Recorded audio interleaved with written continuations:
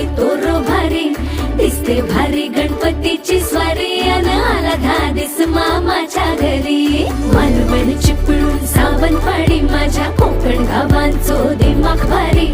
दिसते भारी गणपतीची स्वारी माझ्या कोकणा वाटे तुम्ही वलवा गाडी धमाधमान हाका गाडी माझ्या कोकणचो रस्तो नागमोडी